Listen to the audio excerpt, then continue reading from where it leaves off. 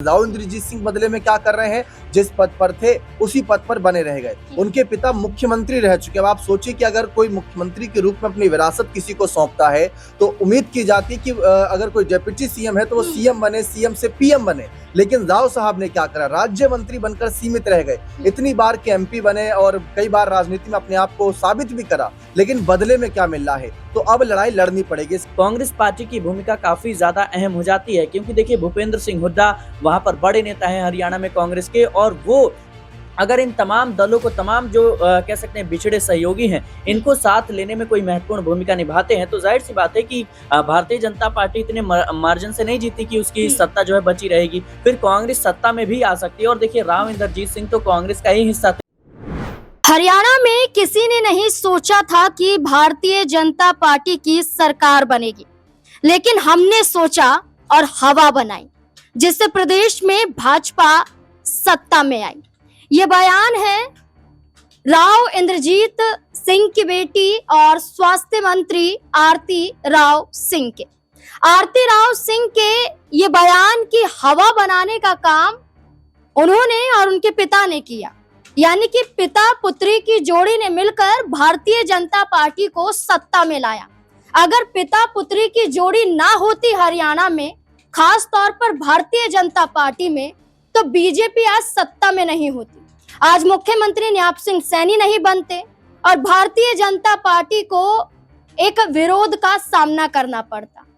क्या सीधे तौर पर आरती राव बताने की कोशिश कर रही थी कि भारतीय जनता पार्टी नहीं बल्कि कांग्रेस की सरकार बनती। 2024 का विधानसभा चुनाव कांग्रेस पार्टी के लिए फायदेमंद का एक सौदा होता। किस आधार पर? क्योंकि कांग्रेस पार्टी ज्यादा पिछड़ी नहीं थी। 48 सीटें अगर भारतीय जनता पार्टी के पास, तो 37 सीटें कांग्रेस पार्टी के पास भी थी। लेकिन कांग्रेस पार्टी के पास जो 37 सीटें थी, इसमें और सीटें ना आने का जरिया वो बाप बेटे की जोड़ी बताया गया जो कांग्रेस पार्टी में भूपेंद्र सिंह हुड्डा और दीपेंद्र सिंह हुड्डा की देखने को मिलती है।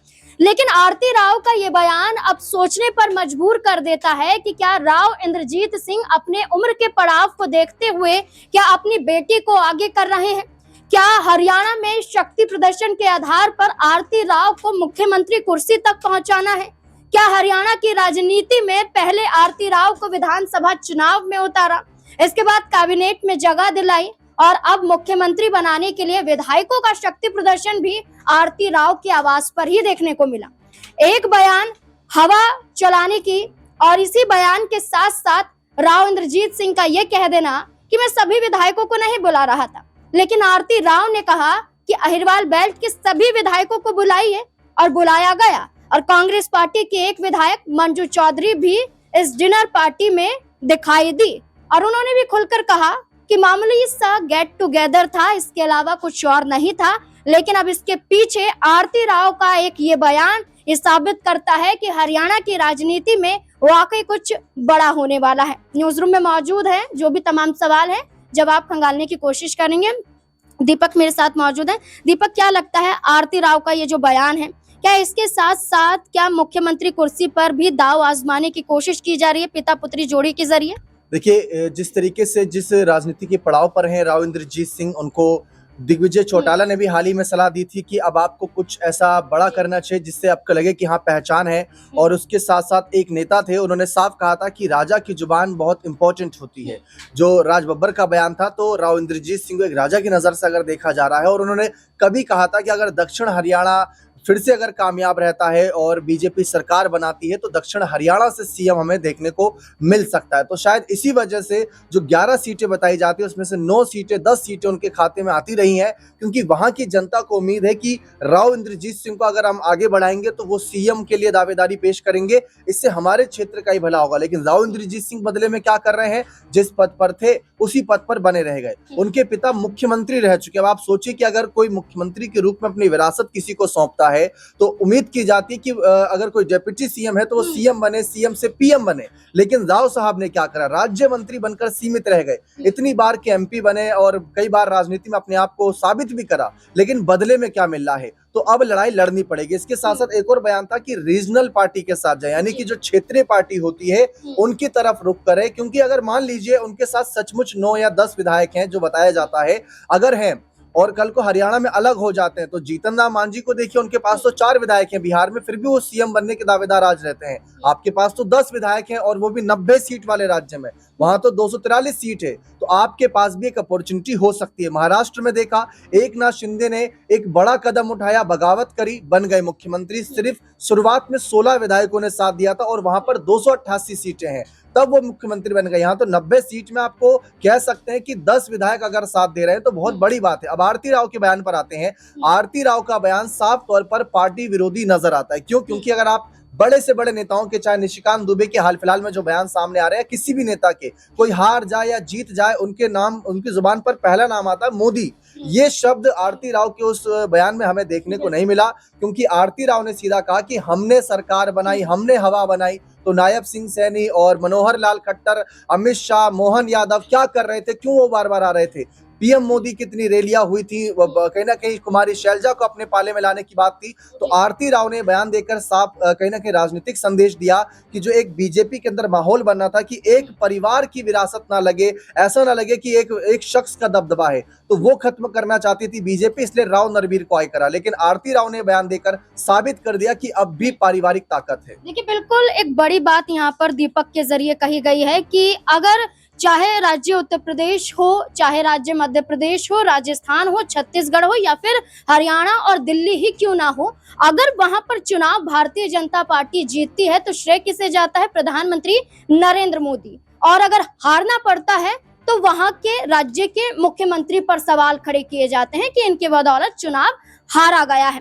लेकिन एक और बड़ा सवाल यहाँ पर खड़ा हो जाता है कि क्या वाकई कांग्रेस पार्टी के लिए एक बड़ा मौका है, और क्या कांग्रेस पार्टी इस मौके की तलाश में लंबे समय से थी, लेकिन क्या अब इस मौके को भाप नहीं पा रही है? और क्या राव इंद्रजीत सिंह के जरिए और आरती राव सिंह के जरिए एक बड़ा संकेत अभी भी दिया जा रहा है? सिराज मेरे साथ मौजूद है, जानने की कोशिश करेंगे। सिराज, कांग्रेस पार्टी के जरिए सिर्फ मान सम्मान की बात की गई है राव इंद्रजीत को लेकर, लेकिन आरती राव के बयान के साथ ये साबित हो जाता है कि बीजेपी को चुनौतियां दी जा रही हैं, बीजेपी को नसीहत दी जा रही है कि हमारे साथ गद्दारी की या पार्टी में हमारे कद को कम किया गया तो हम सरकार भी गिरा सकते हैं। लेकिन कांग्रेस पार्टी अब तक राव इंद्रजीत से मुलाकात करते हुए कोई भी कांग्रेस का चेहरा क्यों नहीं देखा गया, और क्या इस मौके को अब लपकने के लिए कांग्रेस को आगे आना ही चाहिए? देखिए, जाहिर सी बात है नाज़मीन की राजनीति में ये कोई नई बात नहीं है। कह सकते हैं कि वार पलटवार चलता रहता है, लेकिन बीते कई दिनों से जिस तरीके से